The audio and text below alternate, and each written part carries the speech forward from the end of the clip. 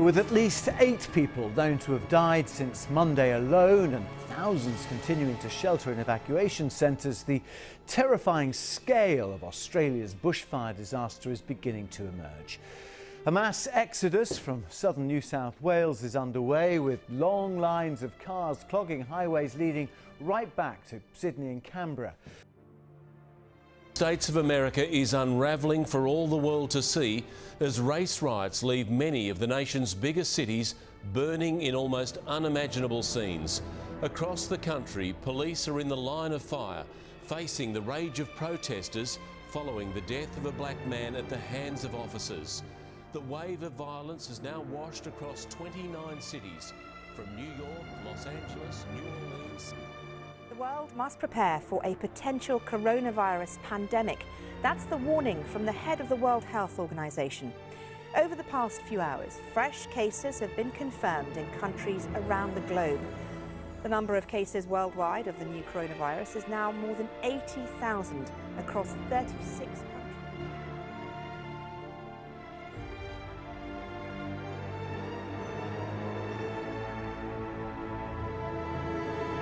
A Ukrainian passenger jet plane has crashed shortly after takeoff from Tehran, killing at least 170 passengers and crew. Rescue workers say there were no survivors. The Ukraine International Airlines Boeing 737 was bound for Kiev. Iranian media reports say the aircraft came down due to technical problems. One official said it had been on.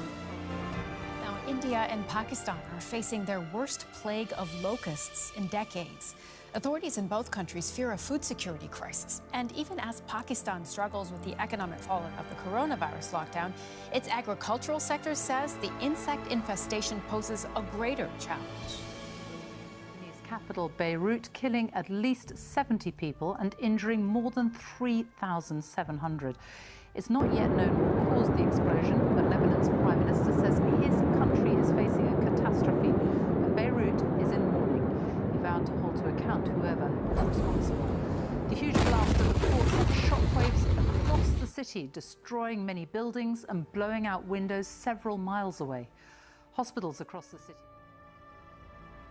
The Indian Army, which is saying 20 of its soldiers have been killed by Chinese troops in the disputed Kashmir region. This is the first deadly clash on this border in 45 years. Initially, the Indian Army said 3 soldiers had died and others were wounded.